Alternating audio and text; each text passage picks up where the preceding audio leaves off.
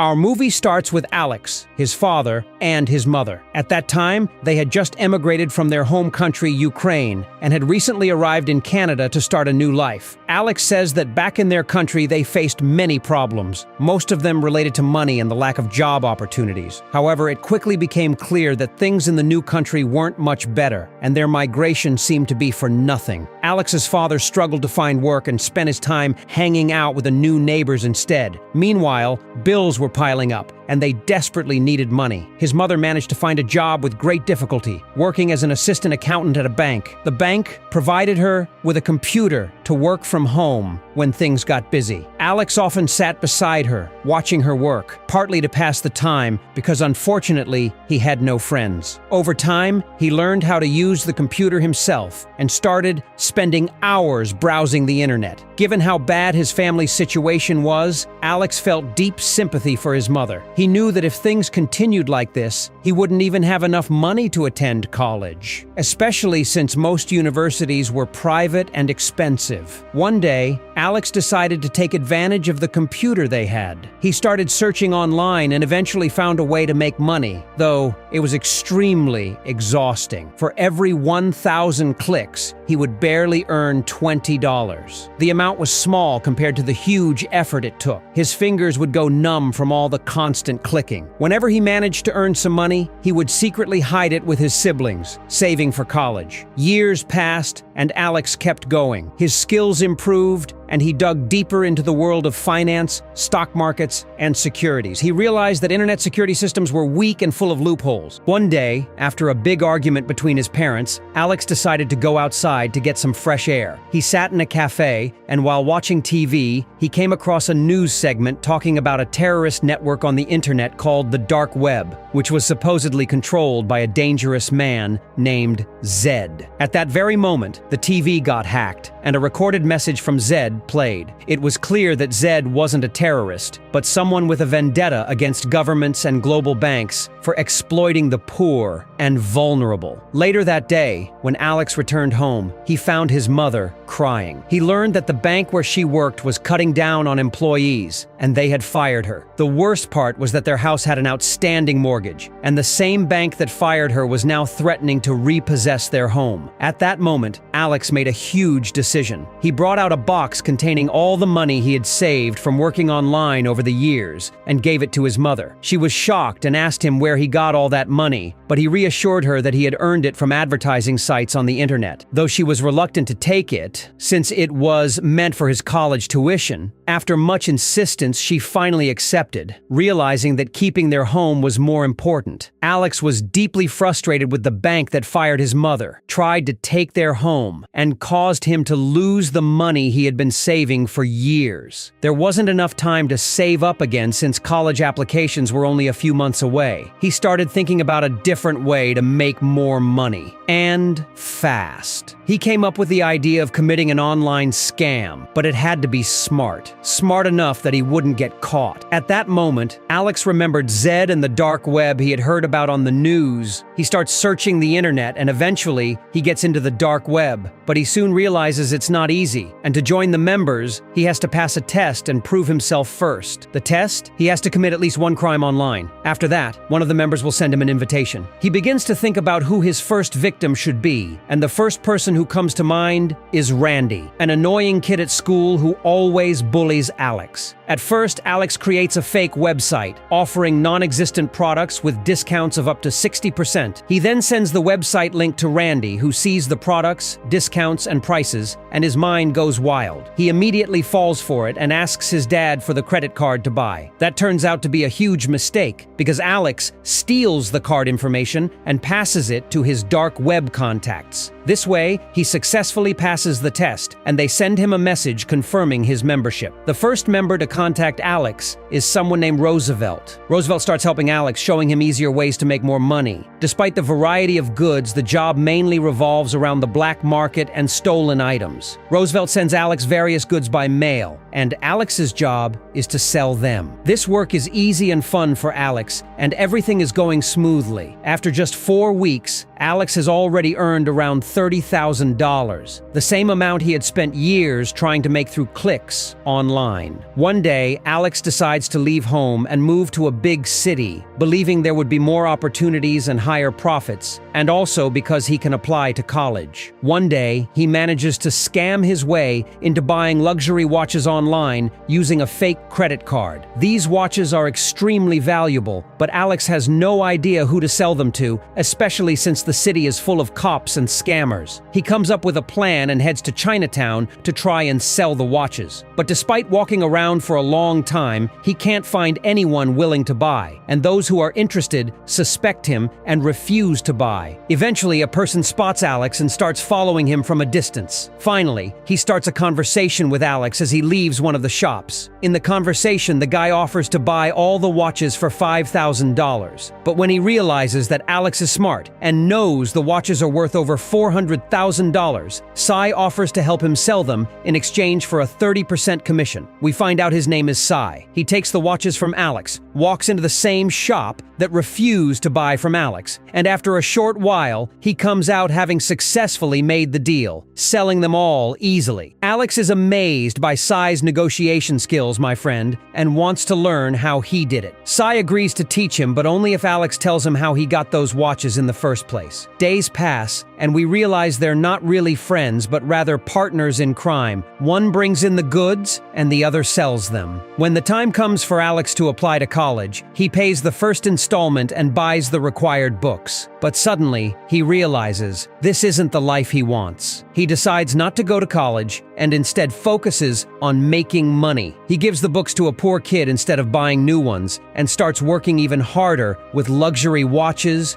jewelry, and credit card fraud. Life? Well, it was great, my friend. One day, they're at a nightclub, and one of Sai's friends hands Alex a customer's credit card. The customer had come out the night before but was being rude and refuses to pay them. The friend believes he deserves to be stolen from. To Alex's surprise, the credit card has a huge amount of money on it. We see Alex manage to scam a large amount from it. One day, while browsing online, he discovers that the bank his mother worked at has weak and outdated security. He decides to shut down that bank because it fired his mother and wanted to seize their house. Sai agrees to help him, even though this operation has no money involved and it's only for revenge. Alex successfully infiltrates the bank, posing as a technician, and manages to insert a USB drive into the employee's computer. The USB has a virus designed by him, but he doesn't get the chance to escape. Security catches him, and they take him into a private room. Sai, being the troublemaker he is, starts a commotion and goes in after him. Let's live the life, Lux, or we'll all go to jail. The manager is about to call the police, but Alex offers him a deal. He'll update the bank's security system for free in exchange for letting them leave without any hassle. He tells the manager, "It's in everyone's best interest that you let us go, because if this gets out, the bank's reputation will be ruined, and clients will withdraw their money, and the bank will go bankrupt." The manager is convinced and agrees, and after an hour, Alex successfully updates their security system and walks out, my friend. Sai is going crazy, wondering how Alex managed to get out of that situation. Although the whole bank incident was kept secret, it gets discovered on the dark web, and Alex becomes famous in the dark internet world for designing a virus that destroyed the bank's security software in seconds. Even Zaid himself sends Alex a message acknowledging his achievement, my friend. One day, Alex returns home and finds his friend Sai logged into a dark web account, setting up a meeting with a girl. He says, "You've become famous, man. I found this girl, sent her a message, and talked to her as if it's you. I've set up a date with her for you. You're gonna meet her and enjoy yourself." The girl's name is Kira, and she's highly skilled in hacking. Her meeting with Alex is also for business purposes. That evening, Alex meets Kira at a cafe. They talk and decide to team up, sharing their hacking skills to create a team. As time passes, we discover more of Kira's talents, like teaching them how to make fake credit cards, how to use Tor browser, which accesses the dark web, and how to scam people using digital currencies like Bitcoin, Dogecoin, Ethereum, and Litecoin. This opens new doors for them, even in the luxury watches and jewelry business. Kira is excellent at selling them, even better than Sai, which confuses Sai. He asks her how she does all of this and who's helping her. She responds that her uncle helps her find clients to sell the stolen goods to. However, over time, Sai's suspicions about Kira start to grow. She's good at everything, and nothing seems difficult for her. She has a large number of clients to whom she sells stolen goods, and at the same time, she's skilled in hacking and online transactions. Sai is confused as to why she would team up with them when she knows how to handle everything herself. When he shares his doubts with Alex, Alex reassures him, saying, "This girl is amazing. You're just being overly suspicious." One day, Kira suggests that they travel to Hong Kong, saying that there are more opportunities and a bigger market there. She suggests they go alone without Sai, but Alex tells her that Sai is his only true friend, not just a business partner, and he can't abandon him. Sai, who was supposed to be asleep, overhears everything. He becomes even more suspicious of Kira, and the time comes for their biggest job yet. They have a big truck filled with goods, and Kira is the one bringing in the clients to buy it all in one go. At this point, Sai has had enough of Kira and how she always knows everyone, and he starts to feel like they're being played. He decides to step into the deal and tells them, "We need to build trust between us." He decides he won't sell all the goods, but he'll take a small portion and sell the rest himself. Kira refuses this and demands that they sell everything, and things get chaotic between Sai, Kira, and the buyers. The buyers start to feel like they're being tricked, and a big commotion breaks out. The men pull out guns and start shooting in the air, almost killing them. But eventually, they decide not to deal with them anymore and warn them not to sell anything to anyone in the city again, or next time, they won't even walk out on their feet. After a while, we see them sitting quietly, and Kira thinks Sai's stupidity will ruin everything. But Sai believes he was right because Kira is chasing after them like a fool. The story ends with Alex making peace with them, realizing that their quarrel isn't good for business. That night, they notice a short guy standing in front of their car, inspecting it before walking away. Because of this, Alex realizes that they've become too exposed in that place, and he suggests they move to a new location. They look at each other, and Sai suggests, "What do you think about Hong Kong?" They agree, and they travel to Hong Kong, deciding to enjoy themselves a bit by staying in the finest hotels, finding a new location for their office, and doing some luxury shopping, watches, jewelry, and other high-end items. Although the money was flowing like rain, Alex starts feeling bored, as every day feels the same regardless of the money. He wants to put an end to the banks that exploit the poor and those with low incomes. However, Sai, with all the money, starts getting reckless, causing more trouble. One of the troubles even leads to them getting arrested, and Alex is surprised that Kira managed to get them out so easily. She tells them, "It's my uncle who's handling all this, guys." Sai, however, feels that Kira is taking advantage of everything, and he decides to prove that he still has the talent and can buy and sell. One day, he goes out and returns with a large sum of money from the things he sold. But the problem arises when the idiot uses Alex's credit card, which he was originally banned from using. This is the same card that the girl in the bar gave them. For the first time, Alex snaps at Sai and tells him he's lost all trust in him, and he threatens to send him packing. Kira, however, stays quiet as if she's enjoying all of this. In the end, Sai takes a stand, packs his things, and leaves. The following days, Alex starts thinking about how to get Zaid's attention so he can meet him, since he sees him as a role model and would like to meet him in person. Kira tells him that to meet Zaid, they need to do something big that will grab the attention of the global financial system. The idea comes to them, attacking all the ATMs in Hong Kong at the same time. They go ahead with it and manage to steal more than $2 million in a single day, leaving a fake credit card at each machine they hit. But the problem isn't the amount of money. The real issue is that people will lose trust in the banks. That day, Kira reflects on her life and says she doesn't know how much longer she'll keep collecting money. She decides to quit working and start enjoying her life. She tells Alex that the money they have could make them rich if they invested it wisely. But Alex thinks it's a stupid idea. While he's arguing with Kira, each of them trying to convince the other of their point, they're surprised when a message arrives from Zaid, the owner of the dark web, and Zaid tells Alex that he's been promoted to honorary president of the dark web. But Alex doesn't stop there. He insists on meeting the owner of the dark web, and the commander tells him it's impossible. However, when Alex tells him it's in their best interest and it will make the banks lose billions, the commander agrees, saying someone will contact him soon. Later, Alex receives a call with the time and place for the meeting. They head to the location, which turns out to be an abandoned warehouse, isolated and guarded with armed men. It's a terrifying place. There, Alex meets the leader of the dark web, and Alex comes with a plan he wants to present to him, hoping he'll help him execute it. The leader agrees to collaborate, but warns him that working with him means no mistakes. A mistake will result in death, not just for him, but also for his family, friends, and everyone he knows. However, if the operations succeed, Alex will get more than he's ever dreamed of. After the meeting, Alex receives a message from Sai, who apologizes for the trouble he caused. He says, "I realize my mistake, my friend, and I've returned to our hotel room. I'm waiting for you here, hoping for another chance." But when Alex arrives, he sees 3 armed men entering the room, planning to harm his friend. When Alex and Kira enter the room, they're confronted with a horrific scene. Sai is lying dead in the bathtub, drowned in his own blood. Out of respect for your feelings, my friend, I won't describe the scene in detail. Immediately, Alex realizes that the person responsible for this is the guy who took the card from the girl in the bar. Had Sai not come back, they might have been the ones killed.